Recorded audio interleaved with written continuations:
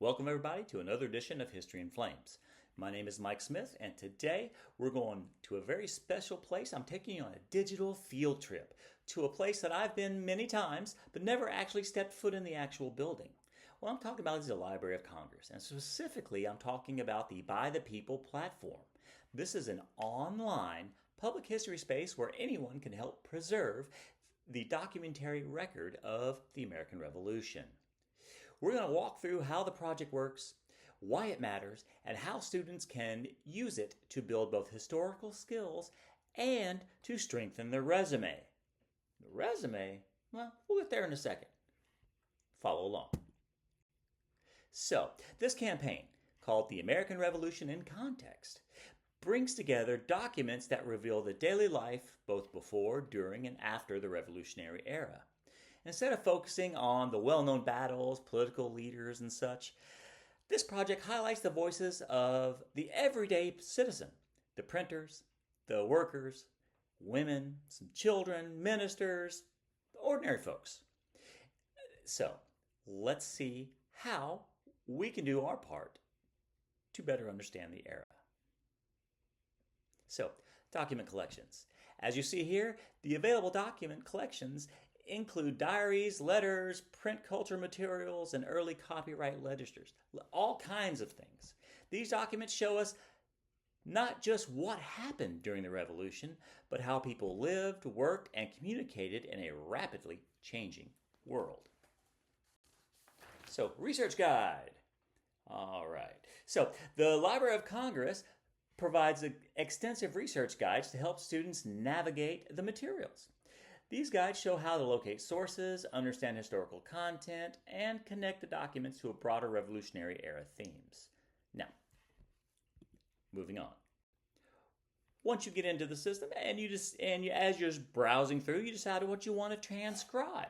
Now, when you look at these, I'm going to give you some examples here in a minute. When you transcribe things, for those of us that are considered vintage, this is cursive writing for the most part. You're just printing out what they're writing. This is a digitized manuscript on pages that require a better understanding for our newer historians. The writing is maybe uneven, faint, or misspelled, completely different from today's English. And that's exactly why volunteers and historians such as yourself and I are needed for this. So, here at the interface, here's an example of something that needs to be translated.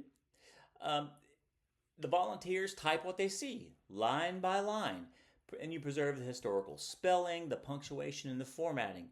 You are not changing it up, making it current. You're writing it exactly as they have it there, misspellings and all. Okay, it's a simple work, but it's very important for making these manuscripts searchable and usable. And again, those of us of vintage, you have a particular set of skills, namely cursive, that our more modern historians don't have. And it's highly needed. And when we talk about the resume, this is a much needed skill that you can actually get a job in doing. Moving on. So, handwritten sources. Here's a better example, a more detailed. I zoomed it in for you. You can see how it's smudged and missed, and sometimes that might be hard to read. But much like anything else, once you start going through it and you start recognizing what we're looking at, it gets very, very easy to read. 18th century scripts builds you on your paleographic skills that historians, archivists, and museum professionals use every day. It also gives students a first-hand encounter of the texture of the past. I've used this for my students to do extra credit work, so your mileage may vary. So, campaign tips. As you're going through the system, it'll pop up with little ideas of how to do things and help guides. So even if you are a complete novice, like I was, and mostly still am, it'll walk you through every step, okay? And these guidelines help students stay accurate, consistent, and efficient as they contribute to the historical record.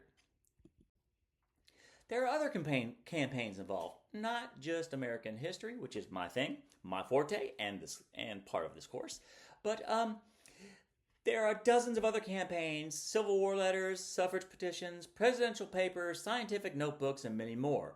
I actually have transcribed a great deal of the Teddy Roosevelt papers. That's kind of my era and what I'm involved in. This gives students a huge variety of historical materials to explore and transcribe. Crowdsourcing. It allows the public to participate directly in the documenting past, and many historians view this as a democratizing force. And by that, I mean they're opening the archive to a wider range of people rather than limiting to only scholars. These examples remind us that the revolutionary history is more than just battles and famous peoples. It is print culture, personal reflection, record keeping, and the everyday writing of ordinary Americans. Anyone can volunteer. Students simply create an account, pick a campaign, and begin transcribing. This flexibility allows and makes it an excellent option for class assignments, community service hours, or independent historical study. You can spend anywhere from 5 minutes to 5 days. You can pause and save your work. You can come back to it, whatever you choose. It is a completely user-friendly area. Now, crowdsourcing in education. Crowdsourcing gives students a real experience with primary sources. They also learn how to read historical handwriting, analyze context, interpret tone, and understand the limits of specific documents. It's hands-on, it's active learning, and it's something textbooks alone will not ever provide. Now, for what most of you wanted to learn about, résumé. Volunteering with the Library of Congress is impressive on your resume. It demonstrates archival experience, digital literacy, careful attention to detail, a public history engagement, all the valuable teaching things you need for teaching, museum work, graduate school, historical research positions, and for our students, high school students, college entrance paperwork. Okay, it could absolutely help you out there. Moving on. The initiative helps people preserve America's records by leveraging the power to the public. And it's a national effort. It's built on thousands of individual contributions, and every page transcribed helps secure the documentary heritage of our United States. All right. This is a community-based project. The volunteers form and come from all backgrounds who contribute their time and skills to a worthwhile cause. Students who join become a part of a nationwide collaborative effort to preserve and interpret the American past.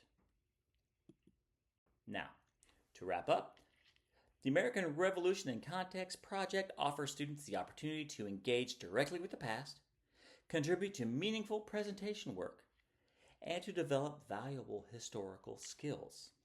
I encourage you to visit the loc.gov and explore the revolutionary materials, find something that interests you, and consider yourself becoming a volunteer. Thank you for joining me. This has been Mike Smith for History in Flames.